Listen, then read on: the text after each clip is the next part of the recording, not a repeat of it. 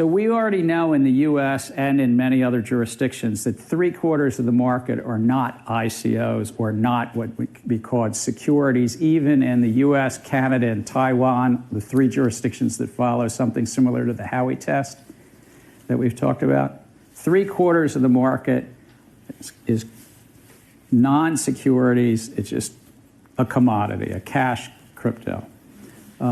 So you'll hear debates about initial coin offerings and what's a security and what's not a security. Relevant and important debate. But for 3/4 of the market, it's not particularly relevant as a legal matter. Well, listen, I'm not close enough to be able to declare whether it's justified or unjustified. I think there are 3 levels of analysis here, though. The macro analysis is that the SEC has decided, Brian, that they want the United States out of crypto assets, digital assets in general, and they want to more or less make these exchanges unlawful here in the United States. That could be the aftermath of the Sam Bankman-Fried FTX story and the embarrassment that he caused, because as you and I both know, he was very close to getting margin approval from the CFTC. And one short year ago, he was a media and political darling in Washington. So I think you've got a big macro headwind for the industry.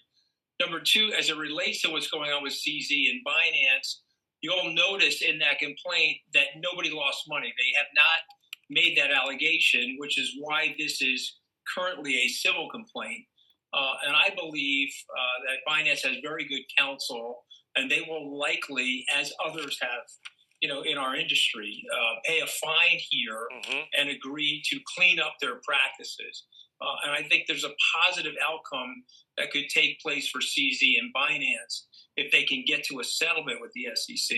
And then just the last point that I would make about this is, what do our political leaders, the political establishment of Washington, want to have happen to the crypto industry in the United States? Do they want to cede the mantle of U.S. financial services leadership to the United Kingdom, which I am here right now, and the laws are opening up, to Bermuda, where Coinbase is now filing to move assets and exchange to Bermuda, to Hong Kong, where the Chinese government has decided that they want to allow for digital assets and digital property in Hong Kong.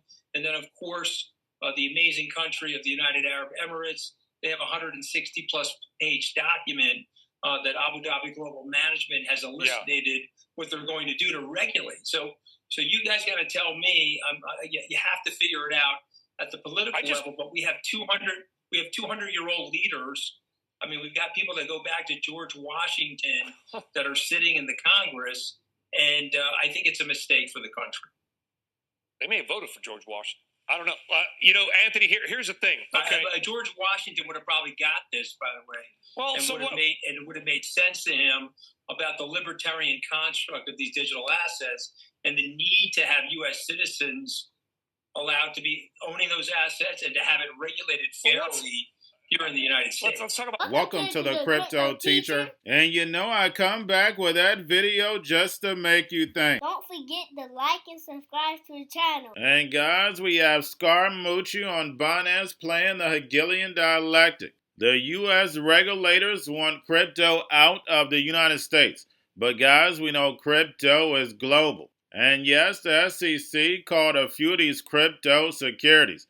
And we know, guys, now that we see the actual utility, we know they turn into commodity. We know the NWO's job is to make you indecisive. And that's the reason why the Hegelian dialectic works so great. But we all know about the 4th Industrial Revolution. And now that the debt ceiling has been approved, what did I say, guys? They have to shrink liquidity. In order to do that, they have to bring distractions. They can't say, I took your money. So that's the reason why we're getting the Binance movie. I told you it was going to happen before it came. But guys, this is all the Hegelian dialectic. You have to understand the goal, and that's this digital transformation. They have to keep the sheep asleep until the machines arrive. Remember, guys, blockchain and tokenization is going to bring hyper-deflation. Remember, by destroying these small banks, they're going to destroy small businesses. And that's the reason why you have universal basic income being tested around the globe. I know a lot of you on my Patreon sent me the article of universal basic income being tested in England. But this is a global effort. That's the reason why they paid people globally to sit at home during the C word. This was a test for the fourth industrial revolution, where the robots, algorithms, and drones take the economy over, pay each other with crypto, and the sheep go inside the metaverse. Get that free money airdrop. Telling them what, where, and when and how to buy, and they have 3 to 6 months to spend it, or poof, it's gone. And remember, the crypto teacher told you, because he knows when it comes to the New World Order, it's all planned out. You have a wonderful day. Well, thanks for having me. But no, I think this was a turning of the ship, a movement in the right direction. I mean, think about what we were able to achieve. For one of the first times, we were going to spend less than we spent last year. The Center for Fiscal Responsibility, this is the biggest cut in American history, $2.1 trillion. We were able to pull back the COVID funding that we had, the largest rescissions in American history. You can add up all the rescissions. This is larger than all of them accumulated together. What you found going forward, NEPA reform, cutting the red tape where we're limiting how length you can study something so you can build it. I think you're going to see a growth in the economy based upon that. Restructuring Congress in the point that I get so frustrated that we don't do the most basic things we're supposed to do, like our 12 appropriation bills. So we change the structure in that. If we don't get our job done, there's a 1% cut across the board. Everybody has an angst about that. Well, what that really means is it's going to force us to do our job. I think these are very healthy movements in the right direction. It doesn't solve the problem by any means, but it does put us in a new path of moving forward. Well, it's not to get something I want. It's to curve our runaway spending. I mean, think for one moment. Is this a revenue or a spending problem? The 50-year average, we bring in 17% of GDP.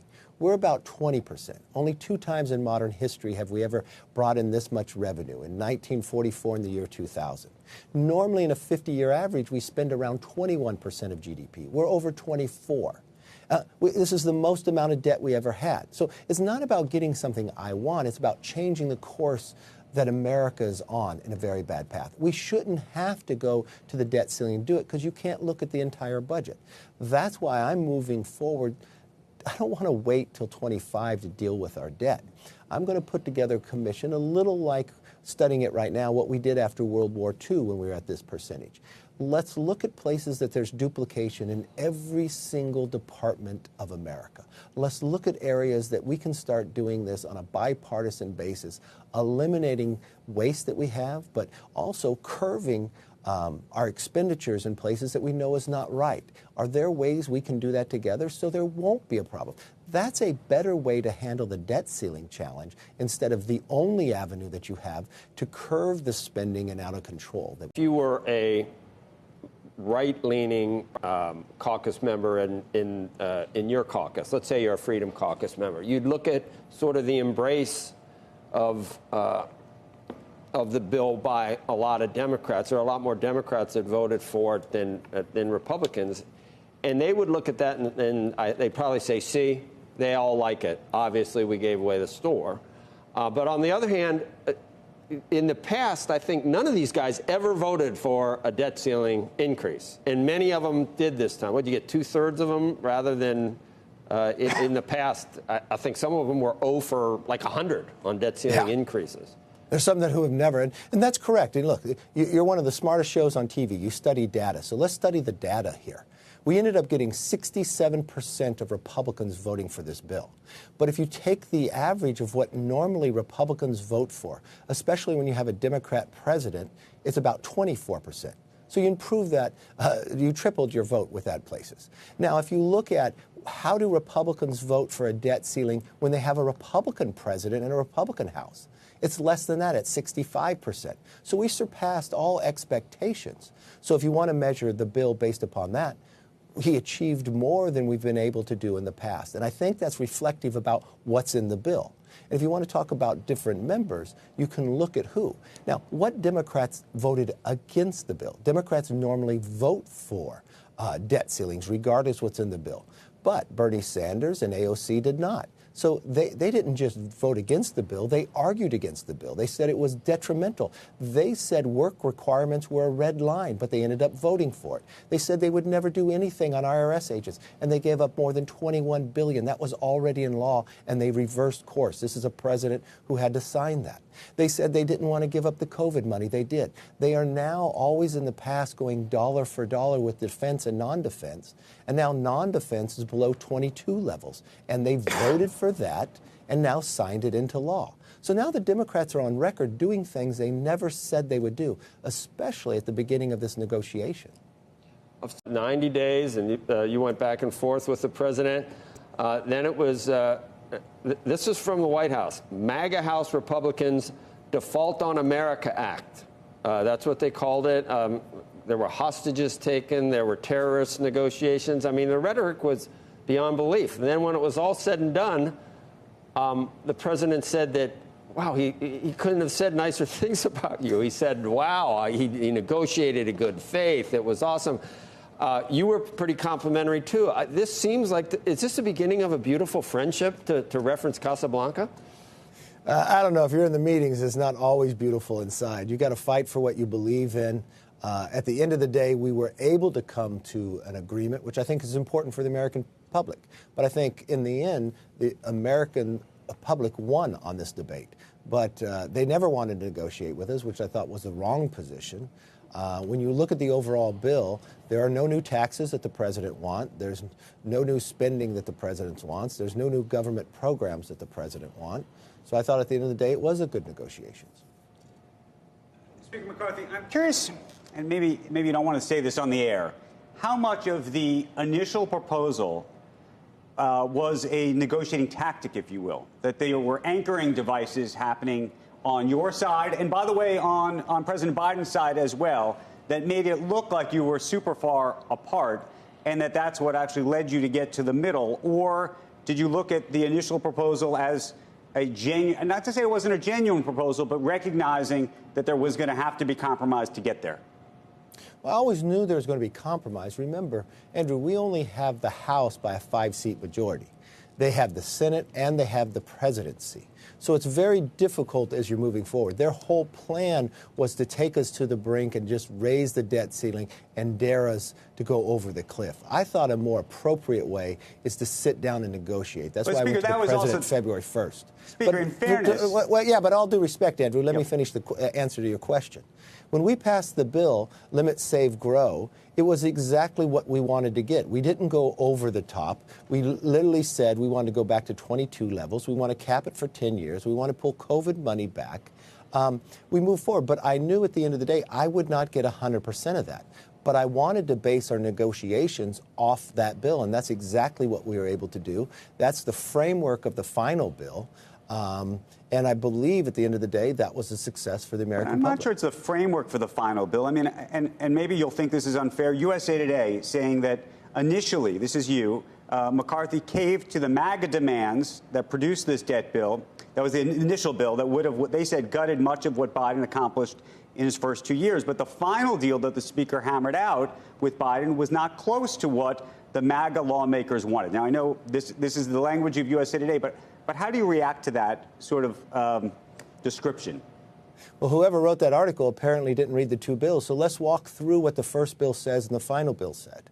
We said we wanted to go back to 22 levels. I didn't get that on defense, but on non-defense, we got below that. We said we wanted to pull COVID money back. Well, we pulled all the COVID money back. We said we wanted work requirements. Well, we got work requirements and welfare reform, but we didn't get it on Medicaid, so we got it on half and not on the full. We said at the end of the day we wanted to pull back the IRS money. We didn't get all the money, but we got all the money, $1.4 billion they wanted to use for this year, and $20 billion going forward. So we got a big chunk of that. We said we wanted reform, especially when it came to energy. Well, we got NEPA reform for the first time in 40 years. We also got to limit the scope of how far we can study the programs. So I thought those were big successes. We wanted to rein in the president when he wanted to put new programs in and regulations called the RAIN Act. We didn't get that, but we pulled something from President Trump's executive order called PAYGO, that it does pretty much that in the essence if it scores more than $100 million. So, no, we frameworked around our entire bill. Did we get 100%? No. So whoever wrote that article didn't read either bill to come to that conclusion. Going to a different economy, and we're going to be learning more about that as we go, but clearly we're learning that things can be done from remote locations. We're learning that technology can replace people even more than we thought. We're not going back to the same economy. We're recovering, but to a different economy, and it'll be one that is more leveraged to technology. And I worry that that is going to make it even more difficult than it was for many workers. In Silicon Valley, and my friends who work in technology know that what we did to the manufacturing workers, we are now going to do to the retail workers, the call center workers, the fast food workers, the truck drivers, and then even bookkeepers, accountants, insurance agents, lawyers, and on through the economy. So what happened to the manufacturing workers is a very clear sign. And so we'll import Chinese-based CBDC technology. So it's going to be CBDC in a box provided to you by the People's Bank of China. Cryptoteacher and the new World Order book, plus the 3 kids books. It's time to re-educate. Also, new to cryptos, Coinbase, Bitrue, Binance. Do not forget book links and crypto links are in the description. The stock channel, guys. Don't forget to go like, subscribe, spread everywhere. You have your Kobo, your chip stocks, your banking, your gaming. While everybody's sitting at home, get on stocks, the Seaver, the biotech stocks. And while everybody's at home wishing they were still getting that free money, what are they doing? Drinking and smoking weed. Don't forget about those stocks, and you have a wonderful day. The most powerful person in the world is the storyteller. The storyteller sets the vision, values, and agenda of an entire generation to come. Steve Jobs. And guys, you know I truly believe in this. When you look at the New World Order, they're the storytellers. And that's the reason why I wrote my New World Order book. But guys, now it's time to change the current generation. And I wrote 3 kids books. You know I love the Trinity because I understand the power that's in it. So I have 3 books. We have an opportunity to change the generation, to educate.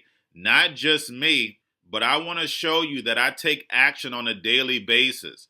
And I want you to take action on a daily basis. Whether it's your job, whether it's in your community, we have an opportunity right now to educate the masses. I posted this on my Twitter account. Please share, but this is a short clip of the 3 books. There's going to be a clothing line and action figures. Please get these books for your kids, nephews, cousins, friends, so therefore we can start the re-education now. Because as we see, the 4th Industrial Revolution foundation is definitely here. Robots, algorithms, drones, taking humanity out the picture. We have to re-educate. But let's get into the video. Part 1. King Joshua and Grandma Tam save the village. Part 2. King Joshua and Grandma Tam save New York from COVID-33. Part 3. King Joshua and Grandma Tam goes to China. It's mandatory to get part 1, part 2, and part 3 of this series. It's time to re-educate Generation Z.